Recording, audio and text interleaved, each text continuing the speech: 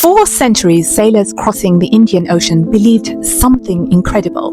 They believed a giant tree was growing at the bottom of the ocean, and the only clue anyone had was a mysterious seed called Coco de Mer.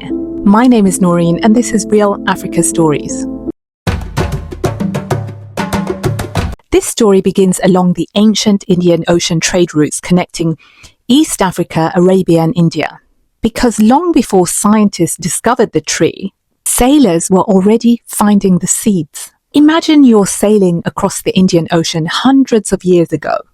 You look over the side of your boat, and floating in the water is a giant seed, much larger than a coconut, sometimes weighing more than 20 kilograms.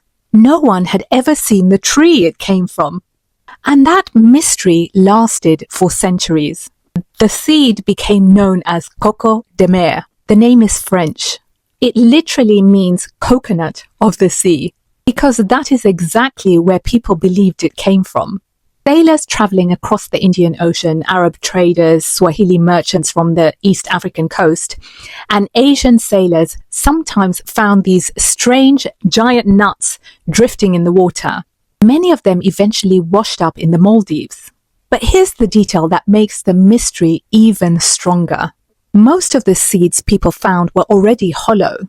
The outer husk had rotted away during their long journey through the ocean.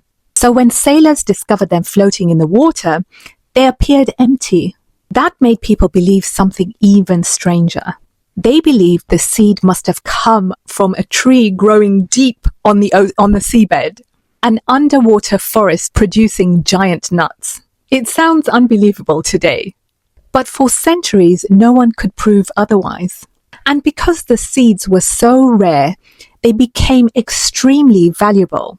By the 1500s, the Sultan of the Maldives declared that every Coco de Mer found on his islands belonged to the royal court. Anyone who discovered one had to hand it over.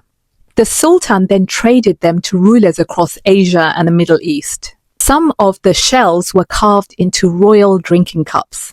People believed the shell had magical properties. It was said that if poison was poured into the cup, the Coco de Mer would somehow neutralize it. In royal courts where rulers constantly feared assassination, that belief made Coco de Mer incredibly valuable. Some were traded for their weight in gold. But the mystery still remained.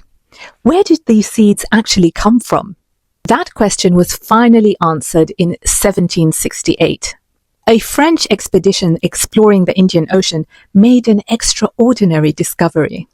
On the islands we now call the Seychelles, they found enormous palm trees producing the giant seeds inside a forest now known as Vallée du Mai. But discovering the tree didn't end the mystery. In fact, it created another one, because the Coco de Mer palm is unlike any other plant on earth. The female tree produces the famous double coconut, which looks very much like human hips or buttocks. Victorian scientists were deeply uncomfortable describing them in their botanical journals, but the unusual shape gave the plant another nickname.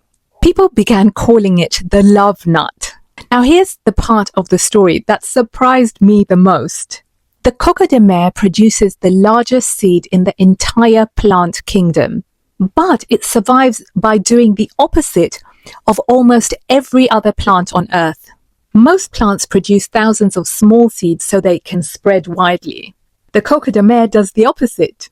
Each seed is enormous, heavy, and incredibly slow to grow.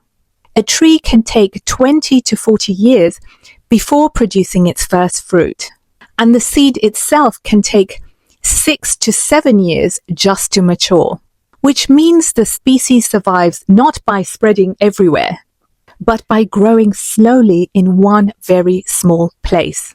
Today, Coco de Mer grows naturally in only a few forests in the Seychelles. That makes it one of the rarest plants on earth.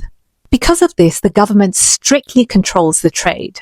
Every Coco de Mer nut that leaves the country legally must carry an official certificate and serial number. Without that, exporting it is illegal. So what began centuries ago as a mysterious seed floating along the Indian Ocean trade routes turned out to be one of the most unusual plants on the planet. A seed that confused sailors, fascinated kings, embarrassed Victorian scientists, and today still grows quietly in a forest in the Seychelles. I'm genuinely curious. Before today, had you ever heard of the Coco de Mer? Or is this the first time you're discovering the world's largest seed? This is the Africa You're Not Shown, but I am here to show you.